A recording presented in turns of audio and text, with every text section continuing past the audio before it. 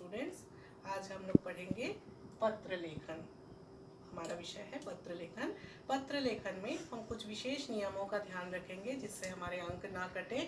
पत्र कितने प्रकार के होते हैं, पत्र को किस प्रकार लिखा जाता है, किन नियमों को ध्यान में रखने पर पत्र लेखन सही और सुचारू होगा।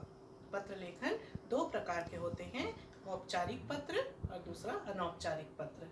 औपचारिक पत्र जो हम अधिकारियों को लिखते हैं, किसी विभाग के, किसी संस्था के अधिकारी को जब हम लिखते हैं या प्रधानाचार्य को लिखते हैं, तो ये अधिकारी और प्रधानाचार्य को लिखे जाने वाले पत्र औपचारिक पत्र कहलाते हैं। तथा अनौपचारिक पत्र में हम अपने रिश्तेदारों को, सगे संबंधियों को जो पत्र लिखते हैं वो अनौपचारिक पत्र कहलाते हैं।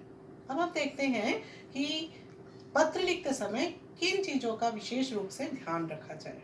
पहला, जब हम पत्र लिखते हैं तो हमारी भाषा जो है सहज, सरल और स्पष्ट होनी चाहिए।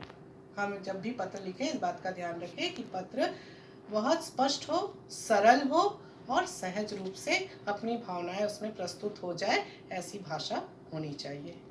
अब हमको दूसरा नियम ये ध्यान रखना चाहिए कि जब हम पत्र लिख रहे हैं तो वो बहुत विस्तृत ना हो।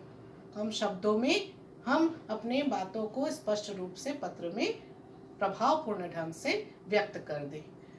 उसके बाद हमें ये भी ध्यान रखना चाहिए पत्र लिखते समय, क्योंकि पत्र लेखन में स्पेलिंग, जिसको हम कहते हैं वर्तनी जिसको हम कहते हैं स्पेलिंग, जो वर्तनी जो है वो स्पष्ट हो, सही हो, वर्तनी की गलतियां ना हो तथा दोषपूर्ण जो वर्तनी होती है उसका प्रयोग ना हो।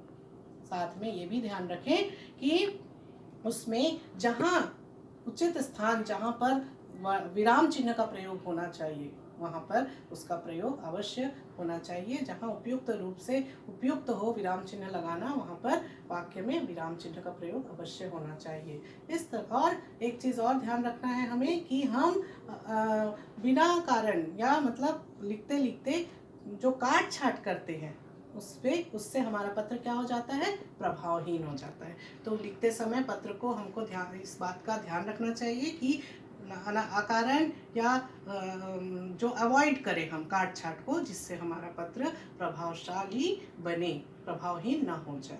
इन सब नियमों का ध्यान रखने से तथा सही प्रारूप अगर हम तैयार करते हैं, सही प्रारूप, सही नियम का ध्यान रखते हैं हम पत्र में, प्रारूप सही होने पर हमारे अंक जो है नहीं कटते हैं।